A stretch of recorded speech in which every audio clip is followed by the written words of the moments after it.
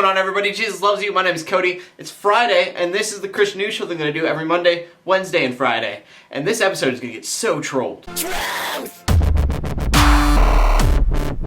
And we'll start off with some good news. You're still alive, and it's not the end of the world. So, congrats to you. You survived the Mayan apocalypse. And trust me, just give it a few months and someone else will find some other apocalypse to freak out about. And even though it is not the end of the world, people from like Nebraska to Wisconsin might be thinking that it is. And the reason I say that is there are terrible blizzards going on throughout that area. So I just wanted to bring it up as a prayer request. You know, prayers for people who don't have power right now. There's power outages. People can't get out. They're snowed in. So all that kind of stuff that goes on with a blizzard is happening. So yeah, prayers up to them because they'd probably appreciate it. And just some tech news that I thought was interesting today. Facebook is going to be charging people to send messages to people that aren't their friends. And part of me is like, yeah, this is really cool. And the other part of me is like, you're taking my money for no reason. And the way it'll work is you will not be friends with somebody. You go and find them and maybe you want to talk to them. You're not able to unless you pay $1 and then you can message the person that you don't know. Pretty much is Facebook's way of getting a buck, which I really don't mind that badly. And you get to do stuff that you haven't been able to before. And that part I think is cool because bringing people together is just, it's awesome.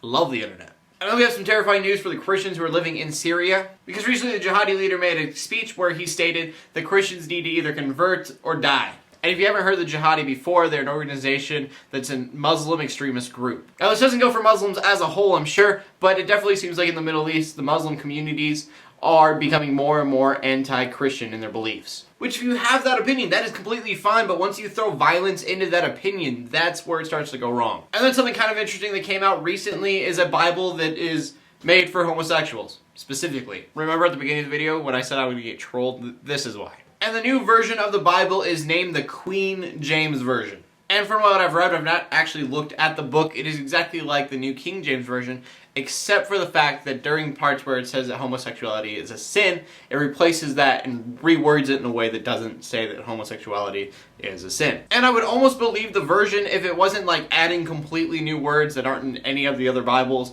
and it wasn't like completely changing one word to something that's totally different from what it means. I mean, it's not like the new NIV where they just made everything gender neutral. I mean, it completely reworded those verses. Now, before I get any further, I have homosexual friends who have completely realized my beliefs. I know their beliefs, and I have no problem with them. I've even said in the past that my country shouldn't be based on my religion and that gay people should be allowed to get married in a free country. And I'll even go farther with saying that I don't even know if homosexuals will go to hell because I sin probably more than they do. And quite frankly, I like to think that I'm going to go to heaven. So needless to say, none of that is my business. I really don't care. I don't even try to bother with it. But I do have a problem with someone rewording the Bible. I mean, we have different versions. They say different things, but they all pretty much have the same meanings.